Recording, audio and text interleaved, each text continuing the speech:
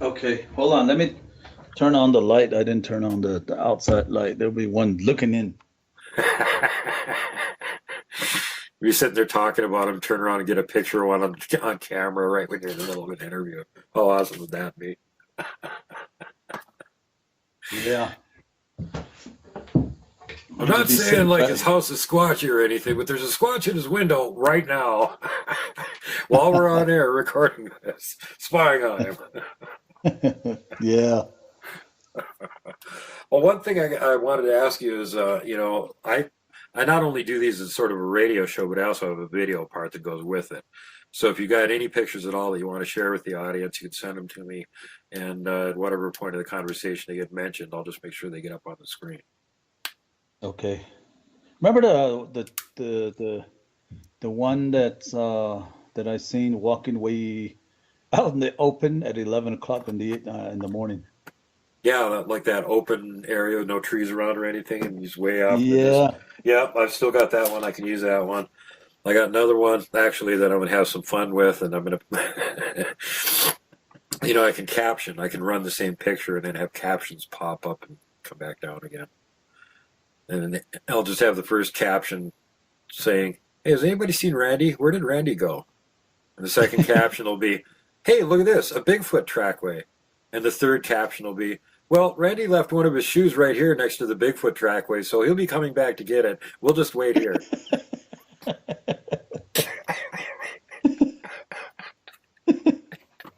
That one was actually late at night when I went to, the dog started barking, and the previous night there was a coyote that was hanging around, and I thought it was the coyote hanging around by the corral again. So I ran out there with my rifle and my big spotlight, and there was no coyote towards the corral. So I heard some real big, hoof pounding, and I shined it to the east of me where I was standing, and here there was horses kind of coming at me at an angle, full speed, and I shined my spotlight on it, and here, they were, I mean, they were booking it, and I shined it. They kind of ran by me and myself in the corral. They kept on going. That's the thing that kind of startled me. So I thought, what could they be running from? So I spotlighted where they ran from. Just then, there was something that I seen just in my spotlight, and my spotlight is 2 million candle power. So I mean, I would light Yeah, stuff.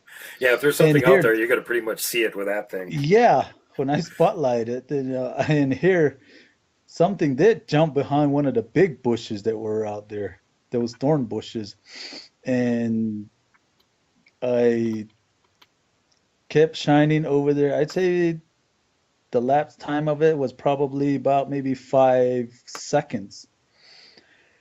And here, two eyes came up from on top of the thorn bush, and it scared the crap out of me. It's just, I screamed like a little girl that night. Ah! And So, what do you think was going on there? Was he just messing with him, or do you think he was one of them horsey raping bad Bigfoots, or what? What do you think?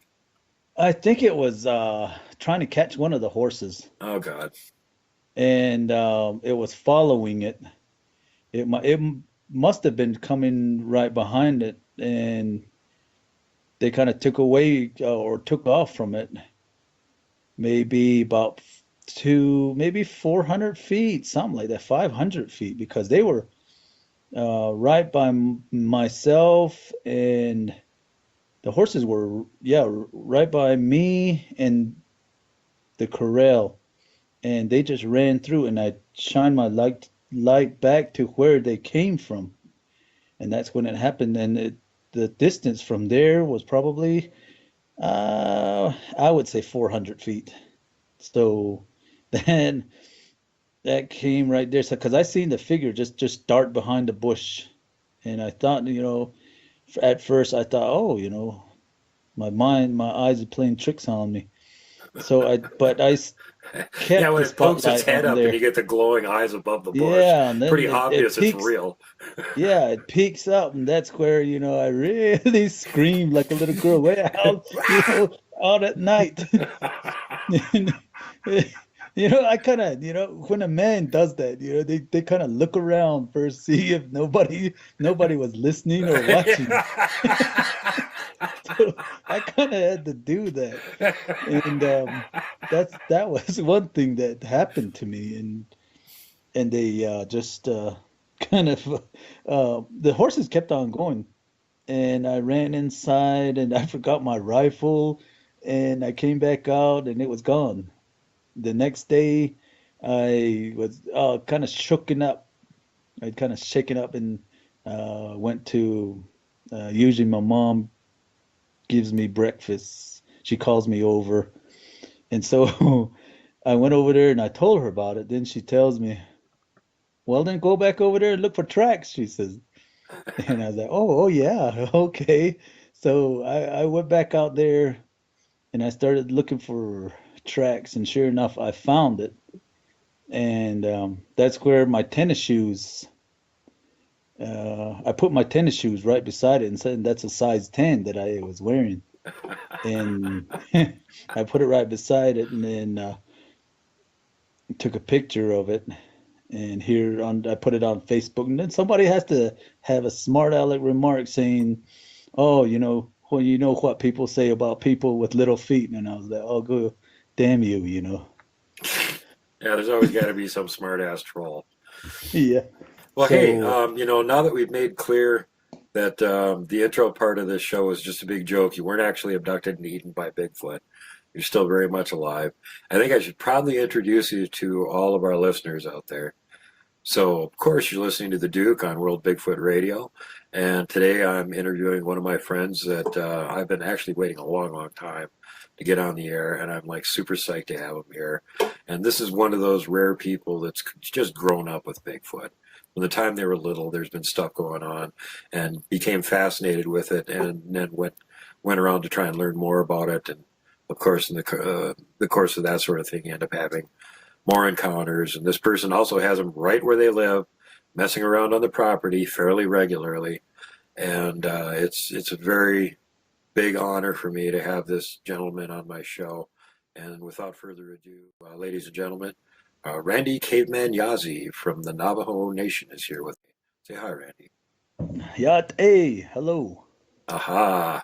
How's it going, Duke? Great, man. And I'd like to let everybody know that if you're interested in what's going on down there in the Navajo lands, and especially with cryptids, and I love Randy's site. You want to pronounce that for me, Randy? That's called Hosteen Ziltui, which means hairy man from the mountain. Right on. So now, if they're finding this is a Facebook group. How do you spell it? Hosteen is Hosteen. No. That one is on my group page. It's HASTINDZILTLOI. There you go. And I encourage everybody that's going to stop and rewind and listen to that part again so they can write it down quickly. Go join his group. It's a really cool group, and you'll get more information on what's going on in that part of the country.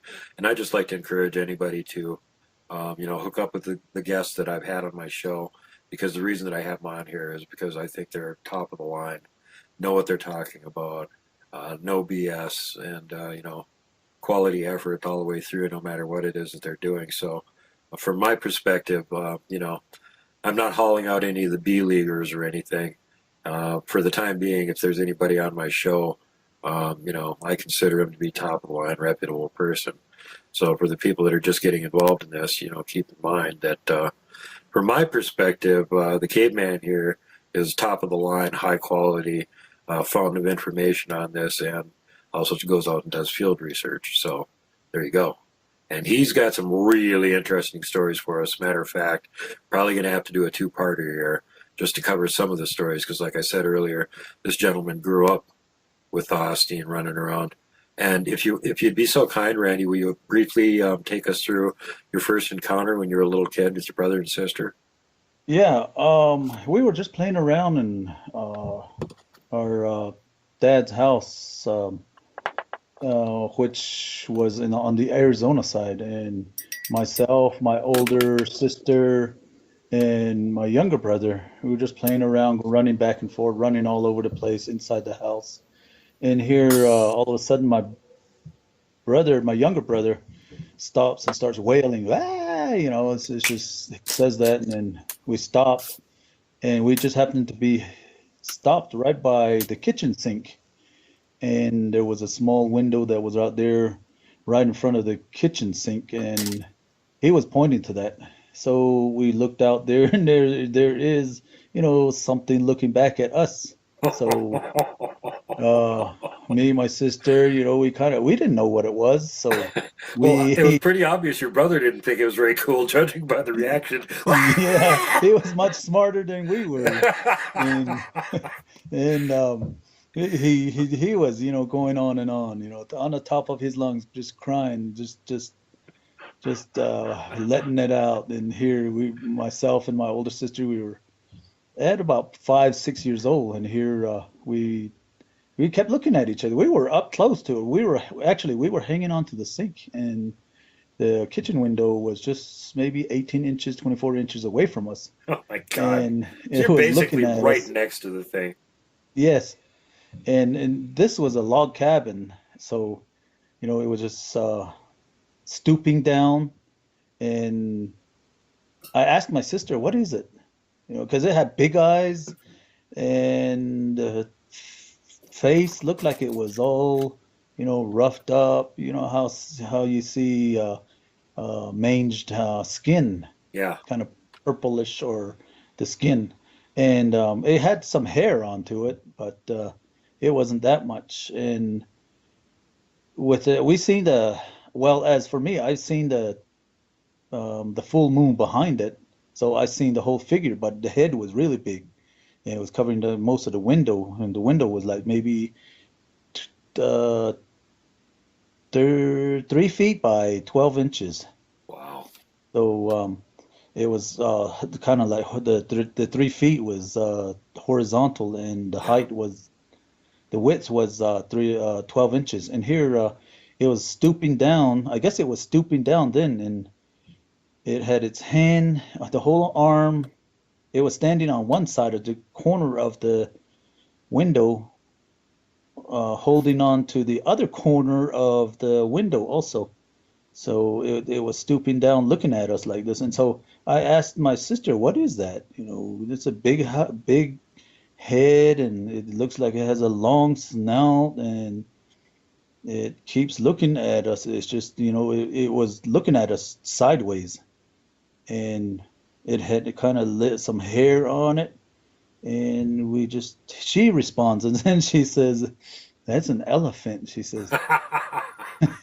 So all this time growing up, I seen, one of those African elephants or Indian elephants out on the Navajo reservation. That's what I thought, you know. Well, it We had have to an have to have elephant. been a mammoth because it had hair on it. So Yeah.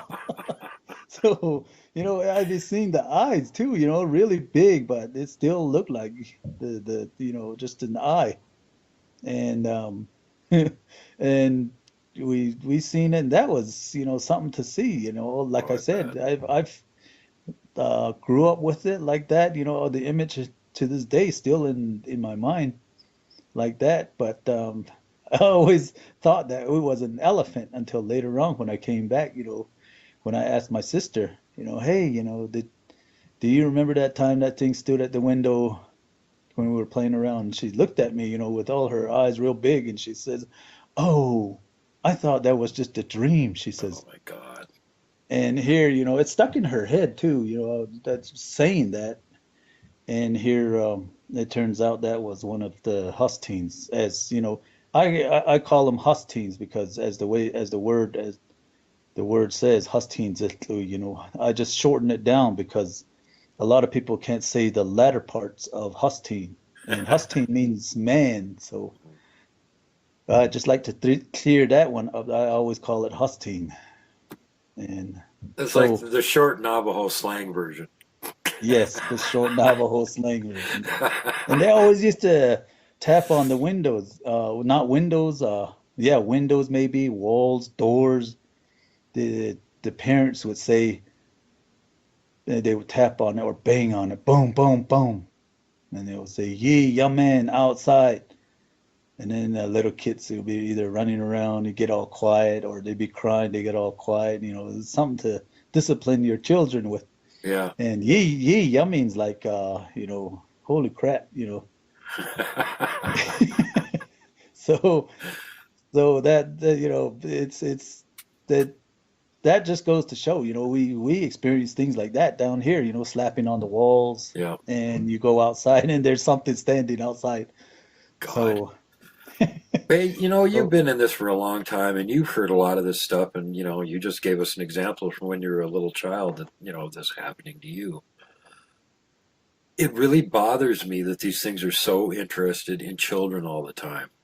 Why do you think they have that fascination with human children? I can't tell you how many times I've heard stories of them coming up to windows on kids' room and staring in at them, or tapping on the window, or motioning to them to like get them to come outside. I mean, my God, that just creeps the hell out of me. What's your take on that? well, for me, the after observing, some, there's a lot that I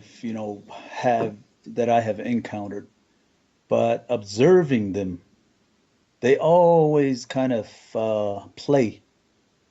They If they're not doing anything, they're gonna play with something. They're either a little stink bug or lizards, or they're always playing. They mind their own business. They just don't sit there and be all grouchy and ready to scream at somebody.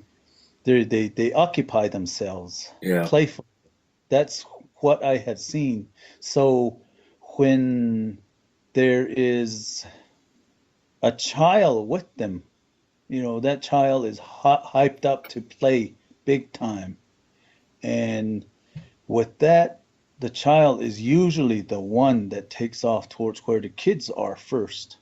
And that's the one that they usually see around first, either a child or an adolescent. Hmm. That's the one that they see first. And if the other one follows, that the parent follows, then that's when you see a couple of them, or they would occupy themselves just like we do. When the child is in the playground, we would read a book or we Hmm. would do something else, but keeping an eye on our children. That's what I see. They're very playful. They're all like that. Well, thanks for that take on it because that reassures me a lot and takes away a lot of the creepiness. And I have actually heard, like, I was just thinking off the top of my head of three reports of young humans under age of 10 running into their equivalent from the Bigfoot world, a squatchlet, and Yeah. they just like to hang out and have fun. And one of the reports is it was just like once or twice that this happened. The other two they had like fairly regular contact, and would just go together and play in the woods and stuff. And it's kind of like, what do you do with something like that? Aren't Bigfoot supposed to be hiding from humans? Well, I guess when they're that little, they don't know any better. But you would Yeah. kind of think the parents would keep them from doing that. I mean, that's just so it's so Yeah. weird. Like you said, the equivalent of them, a 10-year-old child and maybe a 6-year-old husky will probably differ in size. One would be 6 feet, the other one would be about maybe 30 inches or something like that. Hmm. However tall those 10-year-olds are now. Hmm. And so the difference is there. And that's when the human parent comes out and sees this other child thinking that it's an adult, Hmm. and it's usually a child. And that's when it takes off also on from the parent. And the sound that we make also is also, that's one thing that they're scared of also. Like shrieking or like the way they say where Uh, ours is just not amplified, but it does play a role in them escaping, hiding from humans. so they don't like loud noise. They don't like loud noise. They want to be the one to make the loud noise. Right. And it's usually as a get the hell out of here warning or a shut the hell up warning. Yeah, I am here. I, Usually, I am here and I'm not enjoying what you're doing over there. yes, I am here and I see you. That's basically what it is. That's pretty good. Here, at one point, I was walking one of the ledges. It's a step off from the mesa, and there I've heard two, three knocks at a time in sets. Just ba ba ba ba ba ba ba ba ba ba ba ba. It was going rapidly, and I was walking towards the east along this the toe end of the start of the ledge, the toe end of the top mesa, and that's where the start of the step off was. And here it was going like that, and I reached to where um, I needed to go to look around, and I kept hearing this. It was very loud and clear, just pop pop pop pop pop pop pop pop pop pop pop pop pop pop pop pop like that, three sets, and I stopped right there. Then it stopped. It got quiet, and I was trying to look around with the binoculars. I had one of those 20 by 70 binoculars. When I want to see something, I'm gonna see it. And and I was looking around, nothing, nothing, and I didn't find anything, so I turned around and started to walk towards where I parked, which was about maybe half a mile away. And there were sets of four then. Pop, pop, pop, pop, pop, pop, pop, pop, pop, pop, and kept on doing that until there was a response way out there towards, like I said, I'm going west now, so towards the northwest of me, along the river, there was a real loud pop on the wood, and this one stopped for a while. I took probably about maybe 20 steps and started walking again and started it up again. So I turned around way right before, right on top of where I parked, and I turned around and I took a picture. Actually, I took about three pictures, all different, just random pictures. And I started looking at the pictures in my camera, and there it was, right below the cliff of that step. It was just right below it, in the kind of not in the bushes, but right in front of it. And here that, it was right below me when it was making all that sound. And a Wow. lot of that sound was, I guess, been dragged out to the open from the cliff, echoing off. Hmm. And I thought it was way out there, about maybe 1,000 feet out somewhere, Oh my and it was God. just right below me. It's And essentially throwing its voice in the wrong direction to yes, mislead you. yes, yes. God, that's So that's sneaky. that's what it was doing. And I was like, oh, now I see you, you hide and seek champion. I see you You lost right this round. there. I found you. The, Yeah, I took a picture of it, and yeah, I had it up close, but then in my computer knowledge that I have, which is not too great, I guess I pushed crop, and it became real small, the picture, I mean. So, but I still have it though, and that's how that one came about. That's how you would hear a wood knock in a certain area, but then off to the side, maybe 500 feet from it, that might be the real sound that's echoing off maybe a cliff or another tree. Wow. That's how you can't really see them. You go to that direction where the sound is, and that's how you don't see them. And then it looks off to the you look off to the side, and actually what I do is I lay on the ground under and look underneath all the trees, the brushes and everything, and I just see the bottom part, like where the stump are. Hmm. I look down there. Usually I would see one looking back at me, or one would walk off, or maybe a couple would run off. That's how, I see them. Yeah, because you know where to look. Yes. John Bindernagel said, it's not so much seeing is believing as believing is seeing. In other words, if you don't believe in them, you're not going to be looking for them. If you do Yeah. believe in them and you know where to look, it's not too difficult to find evidence if they're there. It Yeah. really isn't. And it's kind of scary when you get to the point where you know what to look for and you start seeing evidence all over the place and everybody else is completely blind to it and have no Yes. idea what's going on. Yep.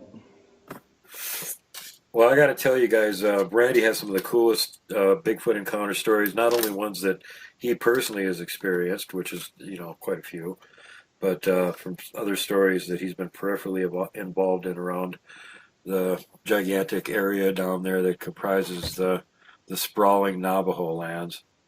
And so you guys are like bigger than Texas, right? Almost the size of Texas. Right on. See, there you go. Well, that's his beat. That's what he gets to patrol and go in search of all the dangerous humanoid cryptids. And I just have a great time talking to Randy every time I get a chance to. I've been trying to get the caveman here on my show for like a year, and I've been having all these problems trying to figure out how to do the show and do all of the technical wizardry that goes along with producing it and turning it out and whatnot. And meanwhile, he was patiently waiting and, waiting for the chance to come on and tell two of the stories that I definitely want you guys to hear, and we'll definitely get one in on this first part of the show. And in this instant, I would really like to hear the that one monster story, and I'm not going to say the first name of the monster because that'll sort of give the ending away. But at the end of the story, you'll know what kind of monster it is that I'm talking about. And this is just one of the most amazing and frankly kind of humorous Bigfoot stories that I've ever heard. And the first time Randy told me, I just about fell out of my chair laughing. It was so awesome. So I'm going to try. I tried to talk him into it, and he agreed. And he's going to tell us all the story now. Yeah. Well, how it happened was I was a security guard over in one of the rural, way, way deep on the Reds rural area. And there was a boarding school that they had demolished. And they had demolished that boarding school because of asbestos. Oh God. And I was told to protect the asbestos piles. So nobody else would want to, no, they didn't want nobody to pick up like extra lights that were there, or maybe wires that could be recycled and stuff like that, so just what we all do just to get extra money. And I'm sure everybody does that. If you get low on money, you try to look for something else. So they didn't want these other people to go onto the government fenced in area to get these things, these asbestos, what do you call them? Asbestos. Abatement. Uh, Asbestos abatement. yeah, I used to actually they didn't. work at it. I was a site supervisor for a while. Yeah, and here they didn't want them in there, so I was patrolling around it, and the piles were right in the middle, and I was going around and around. All of a sudden, I got a flat tire, Oh, and I went to where the one of the buildings that they had that had no asbestos, and there was a stone building, real old steam water steamer, boiling room, and here for back in the 50s and the 60s. And here, I was parked right in between, and that was the only real lighted area. There was one of those white, real white, bright lights there beaming down, and there's another one of those orange lights that were coming from the north. And here, it was very lighted up. It just looked like it was day. That's how Hmm. lit up it was. And anyways, I kept hearing something somewhere way out towards my south, and hearing something, the dogs trailing something, they're chasing something, and every once in a while, one of them dogs would yelp, and anyways, that all that was going on until it disappeared somewhere. The sound, all them dogs, I don't know, got killed or something, or they just got discouraged and ran away. And that's what I thought. I thought it was a horse coming down by the fences, or the government fence. And here, I changed my tire. This was at 12 midnight, and I just when I was going to put my tools back in, I made the motion from sitting down by the tire and fastening the new tire, putting the new tire back on. And here, there was a gravel rustle behind me, like like that. You know how the gravels when you walk in and into it, it makes that sound. Yeah. And here, I looked back, and there was this huge man or something, just huge, just running, trotting along, and it went from one building behind another building, which that maintenance building was on the east side. The boiler room was on the west side, and it ran from east to west, and it just went on its way. And I stood there for a while, you know. After coming back from Desert Storm, I was ready, ready to bite bullets, and I was all gung ho, being in the Marine Corps and all of that. That Marine jumped out, when I seen that creature. And here, it took me a while. I don't know how long I stood there. Finally, when I kind of came to my senses, I ran inside to the maintenance building because I didn't understand what I had seen, and I called the police. And one of the, fortunately, one of the police officers it was in the area, so he came around and he told me, hey, let's look for it. And we did. He told me, hey, I'm going around towards the south on the road. You go to where it went, he says. And say, hey, man, you're the one with the gun. How about I go? I'll go cut it off at the pass. You chase it through the Yeah, woods. You got a gun. I, I only have a spotlight. I said, and then, anyways, that we took off and we were all, cruising. I could see his spotlight, that was, something that I kind of hung on, if I'm just going to get chased or if I get encountered again, I'm just going to take off that way was what I was thinking. But we met way on the west end of the corner of the government fencing.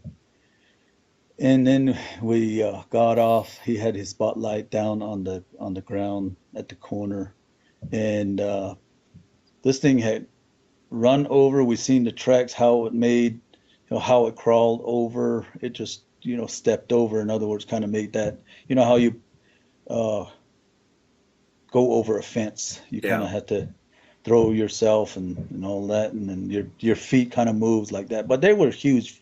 That was a huge footprint, and it had continued on. We just heard dogs barking towards the west of us, way back in the cove, and there were some more houses down that way. So we just figured that it was going that way. Yeah. And another guy, a security guy, comes around, and then he says, "Oh, it's that thing that always comes around, looks in on people when they're taking showers." He says, and so we were laughing about it.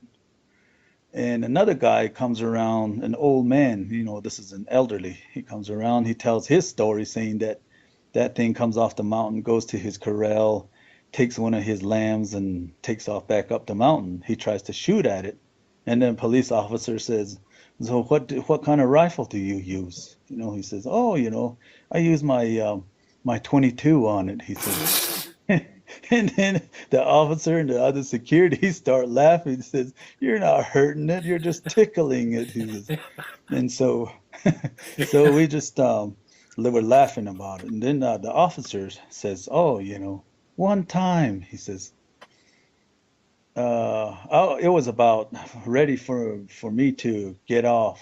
I was on the day shift, no, the swing shift, and here I was ready to get off, and I had started going home from where I usually patrol, which was like probably 40 miles. They called the place called Shiprock, and I was going towards Red Valley. He says, I had just now started, and then I heard the call. They said, "Okay, they seen something out there. Can you check it out?" So yeah, I thought, it's on my way, so I'll check it out. So I went to that place. I started to go towards the place. They said there was a revival going on. Those temporary tents being put up and all of that. About what? Let And me interrupt you for a second. About what year was this? Do you remember?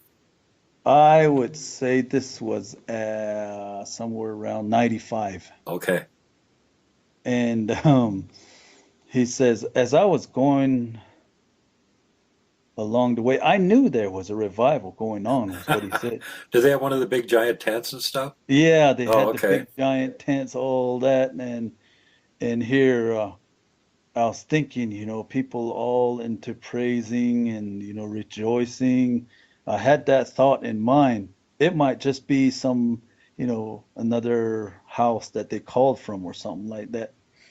But then all of a sudden, there was a vehicle coming up, he says, and there were guys in the back with 30-30s, 30-06, and a whole bunch of them, the whole army of people in the back of a pickup truck.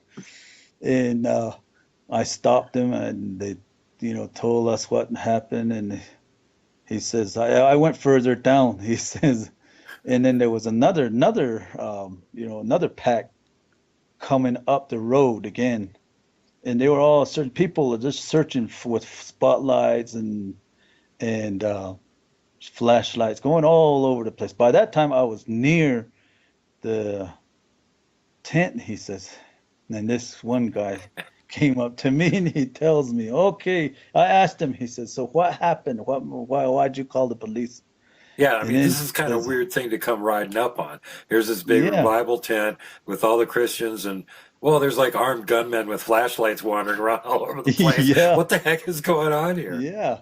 And then so the officer asked this guy, "So what happened?" And then he goes, "Well," he says, the guy, he says, "Well, we were all praising, rejoicing. We were almost to the end of the revival, almost the last part of it. We were really jamming down, holy, holy, and we were singing that. And then all of a sudden, the song, just when the song went, the guitars, the drums, and all of that, the instruments, it stopped. These people in the front row, second row, third row jumped up and started to sing hallelujah. But then they started hallelujah. This thing came in all dark, came in really fast, picked up a bowl of cookies and ran back out the other way. And here So it ran through the revival tent, it like in ran between. through the revival, Oh the my right in God. right in front of the Well, where where were the the wait now? cook Back up a little bit. Where were the cookies? the cookies were put out right in front of where the people were singing with the instruments. They were put right there, and So was this like over on one side of the big tent then, or yeah, just one end, and okay? And So here, right when you come through the door into the tent, right, there's the yeah, bowl of cookies. there's the bowl of cookies, and Oh my here, God. bowl of cookies. He picked it up and kept on running.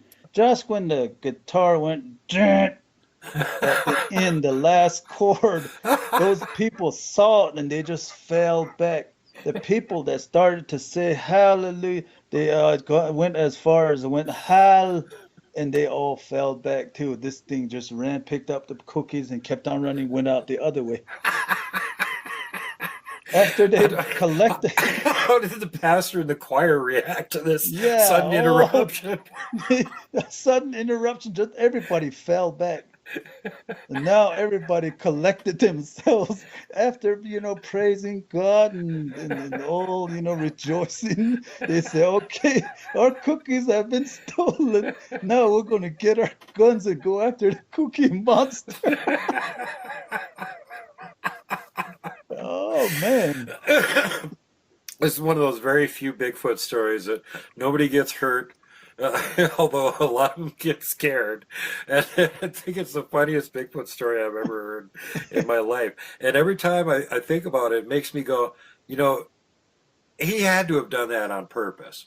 This had to be the equivalent of some, like 16 or 15-year-old humans playing a prank and a dare.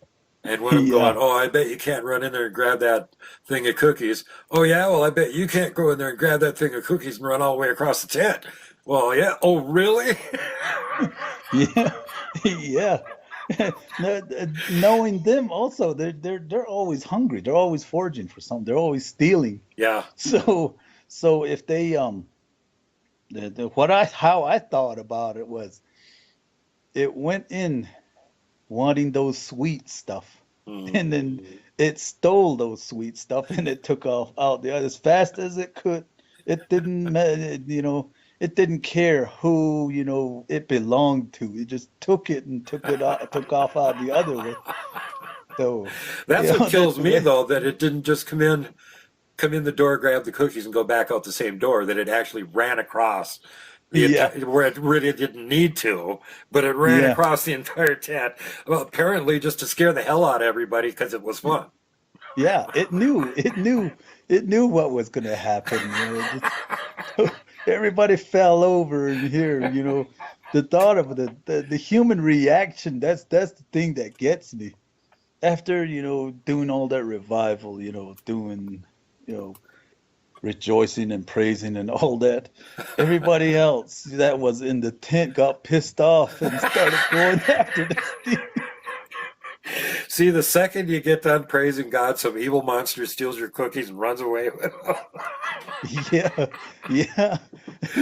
So, so that's how I understood it. We were laughing about it big time out there, way out in the dark. And he says, "No, I didn't write no report because I was laughing myself." He says, and I told him, "Now, well, it's probably in some ditch somewhere, really eating those cookies." Gorging down on those cookies. And the other squatcher there going, give me one. It's like, no, go steal your Yeah, own. go steal your own. That's right.